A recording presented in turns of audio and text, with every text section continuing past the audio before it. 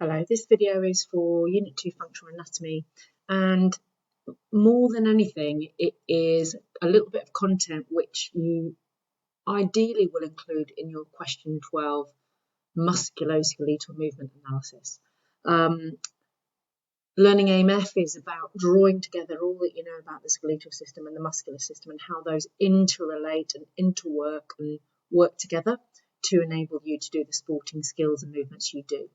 This F2 movement efficiency topic really looks, I guess, at the whole skill, the action together, all of your joints coordinating, synchronizing to enable you to, let's say, do a tennis serve, do a football throw in, do a bicep curl, do a vertical jump, because actually movement's really complex.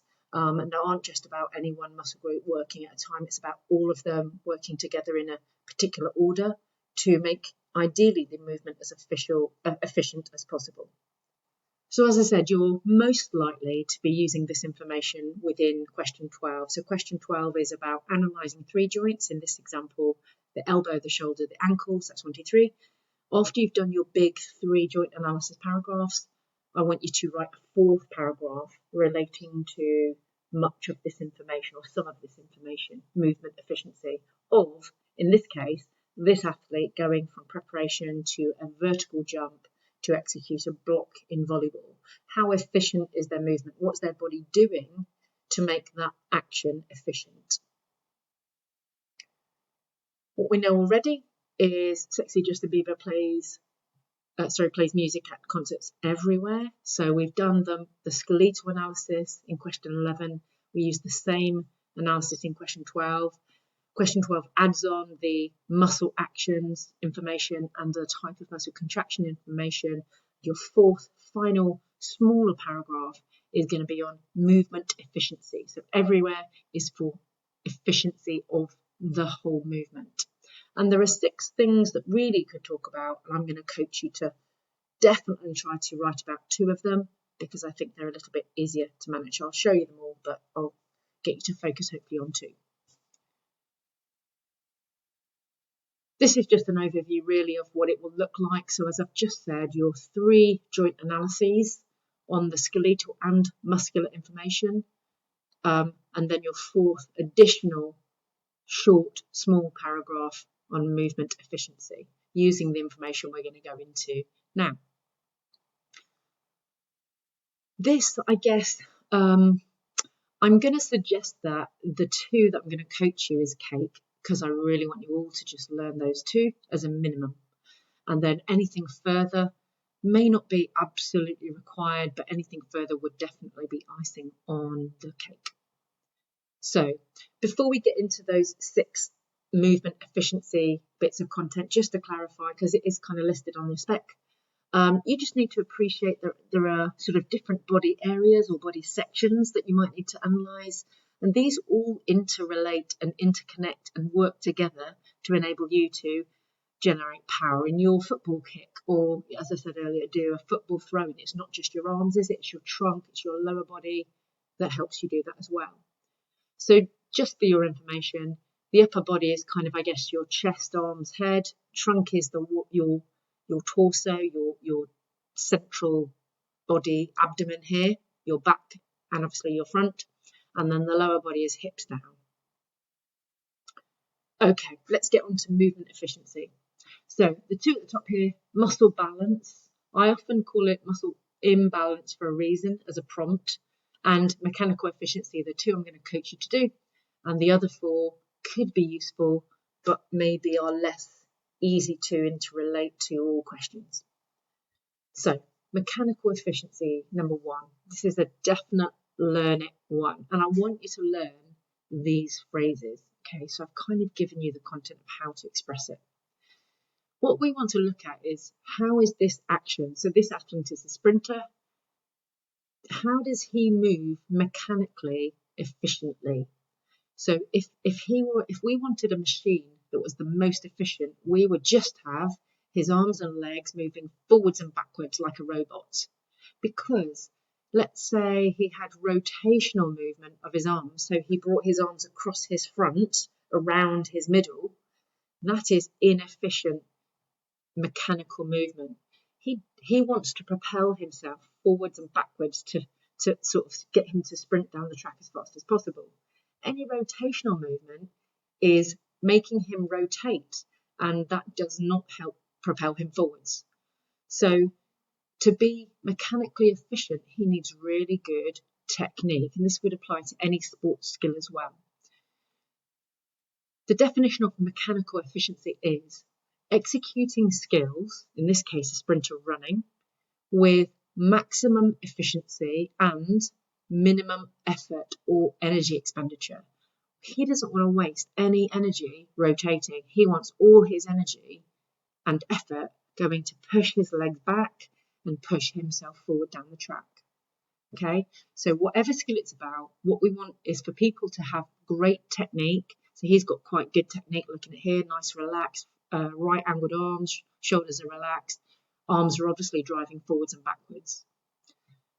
Technical quality helps mechanical efficiency, helps not waste effort or energy doing unwanted movements.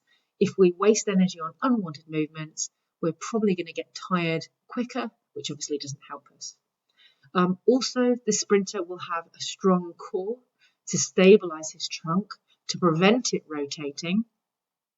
And we know that his core muscles, transverse abdominis, is probably working as a fixator to keep that trunk stable. So that's an extra bit you can add on. The top three things here are your absolute must learn the phrases statements. That's number one.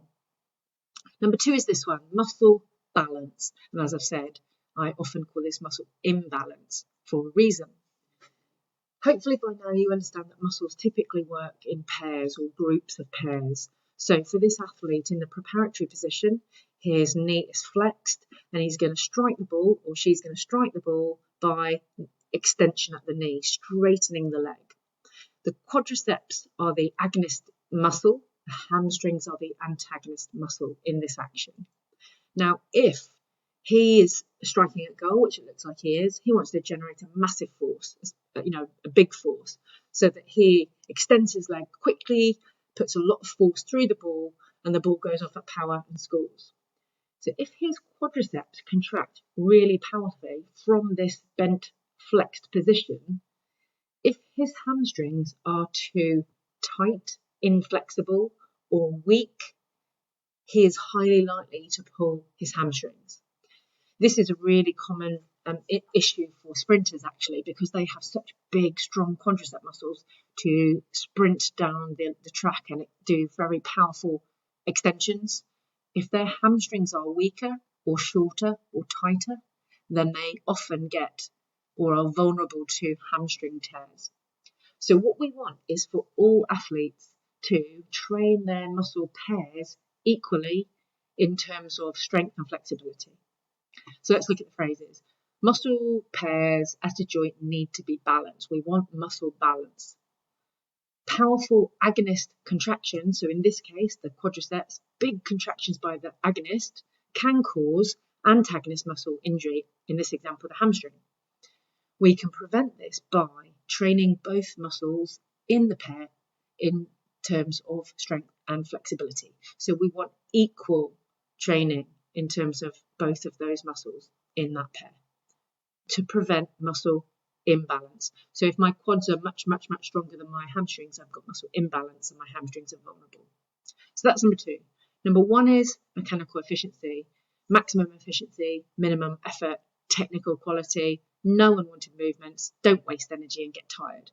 Second one, I want you to learn as a rule, muscle balance. Make sure the muscles in a pair are trained for strength and flexibility equally to prevent injury of the antagonist muscle. Let's look at the others though. Just to precede the next one, just wanted to clarify that you understand what we actually are talking about in terms of core muscles. Now, you can see from this skeletal diagram that your trunk, your lumbar vertebra, are actually quite vulnerable. There's only this skeletal structure supporting your whole upper body on your lower body.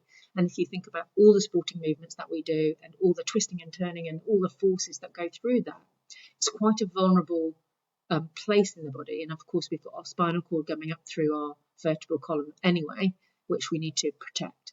So it's structurally disadvantaged, it's vulnerable. What we have, therefore, what we should have as athletes is a really strong muscular cylinder to protect that trunk area. And we have muscles, for example, one of the core muscles in your back is called multifidus. Hopefully you'll become familiar with this one, transverse abdominis.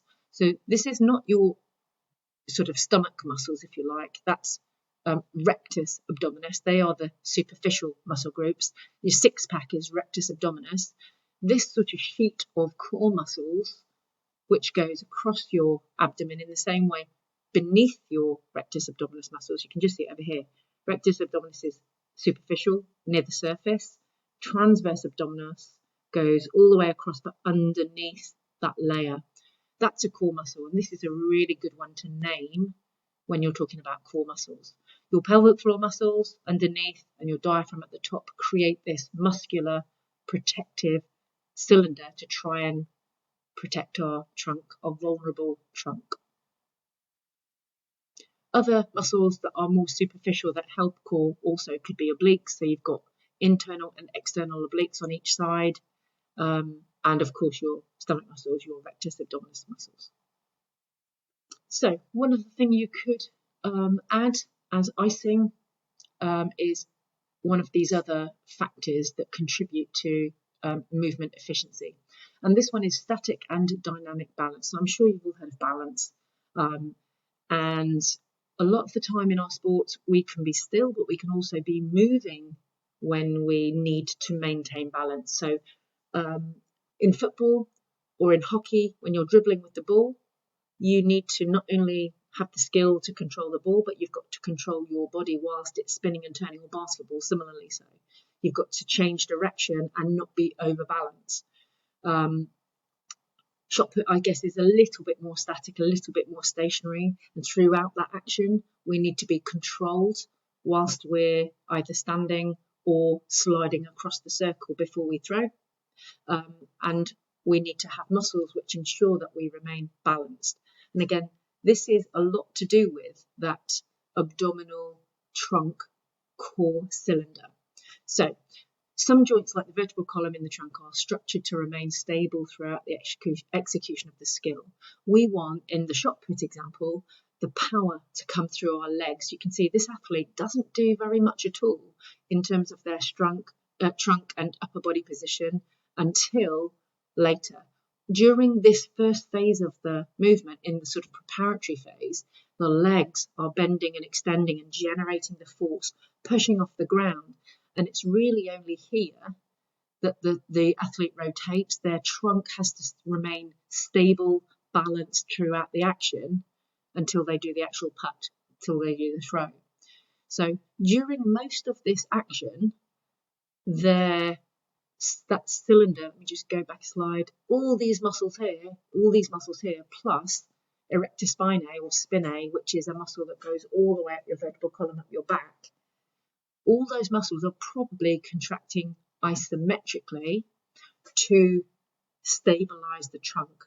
They're acting as fixators to stabilize the joints of the trunk of the vertebral column. The same could be true of this athlete over here doing a deadlift. So that involves basically flexion and extension at the hip. So this athlete would stand upright. Their legs remain static, balanced. Their leg muscles are probably contracting isometrically, so they're generating tension, but no movement's happening. The only movement comes from the erector spinae and the gluteal muscles here to make them stand upright. So static and dynamic balance, I would coach you to remember that this cylinder of trunk muscles, of core muscles, to keep the trunk stable as a nice, easy example, because if they do that, the performance of the skill is efficient.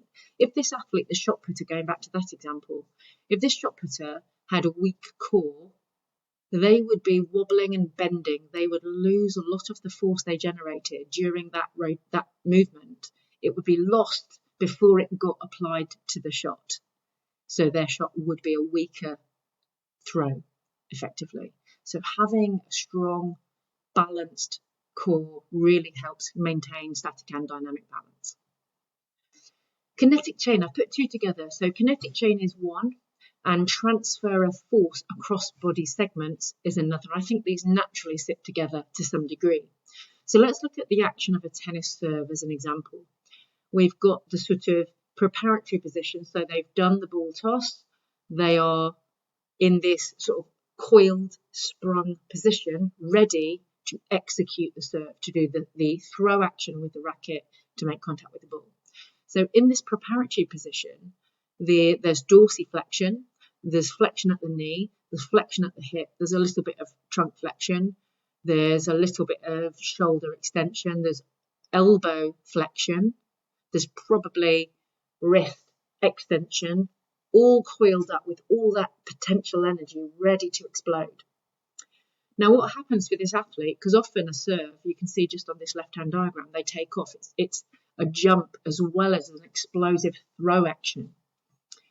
In order to generate that, we have sort of a chain of movement. We have a chain of force transferring across the joints of the body. Remember earlier we talked about body segments, the lower body, the trunk, the upper body. The force for the tennis serve comes from the legs, so the lower body section, if you like, goes through the trunk, goes through the upper body, and eventually that force gets imparted upon the ball. But it actually goes more specifically. So let's look at kinetic chain.